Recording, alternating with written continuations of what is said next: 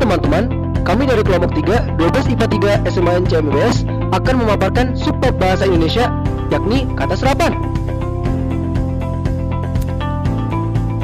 Dan video pembelajaran ini disusun oleh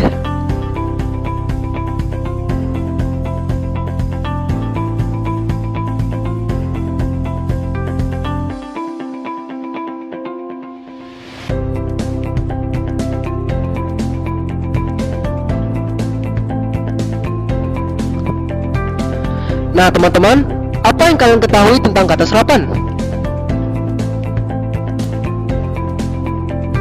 Jadi, kata serapan adalah kata yang diserap dari berbagai bahasa, daerah maupun asing yang digunakan dalam bahasa Indonesia dengan cara penyusunannya mengalami perubahan ataupun tidak.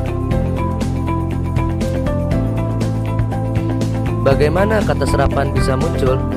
Kosakata bahasa Indonesia yang semakin bertambah, yang tentunya pertambahan itu sejalan dengan perkembangan masyarakat dan lingkungan hidup.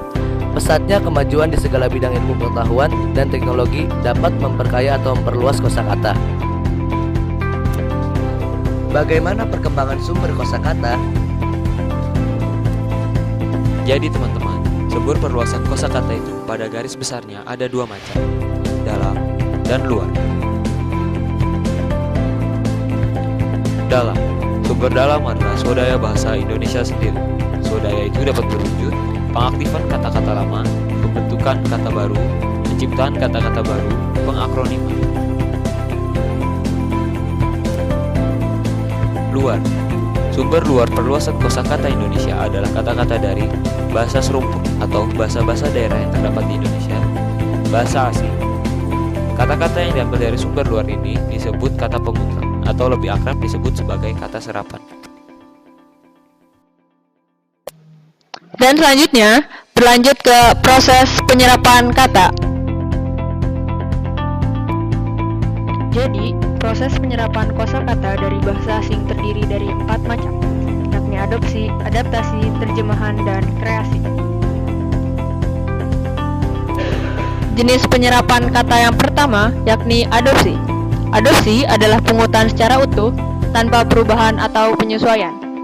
Contohnya diambil dari berbagai bahasa, yakni bahasa Sanskerta, Arab, Persia, Tamil, dan Portugis. Dalam contoh berikut, masih mengenai adopsi, yakni editor. Editor termasuk proses penyerapan kata adopsi karena tidak dirubah atau tidak disesuaikan, yang dalam bahasa Indonesia berarti pengubah.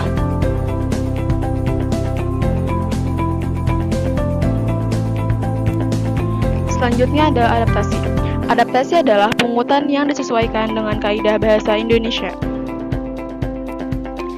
Dan juga adaptasi adalah pemakaian bahasa yang mengambil makna kata, sedangkan ejaan dan cara penulisannya disesuaikan dengan kaidah bahasa Indonesia.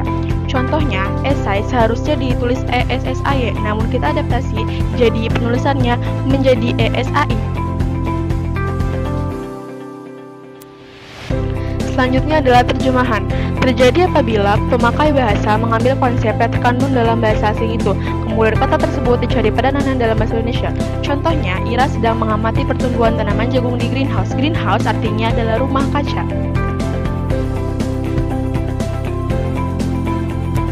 Yang terakhir adalah kreasi. Terjadi apabila pemakai bahasa hanya mengambil konsep dasar yang ada dalam bahasa Indonesia. Contohnya, efektif artinya adalah berhasil guna, dan spare parts artinya adalah suku cadang.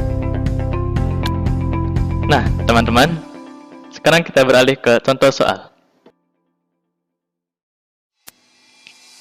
Nomor 1.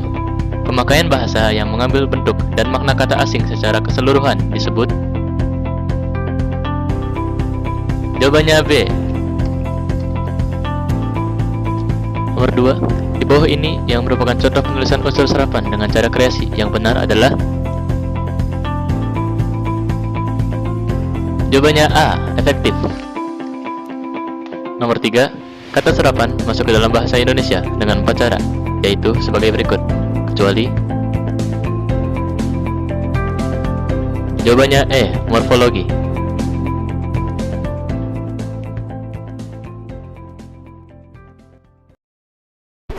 Created using Powtoon.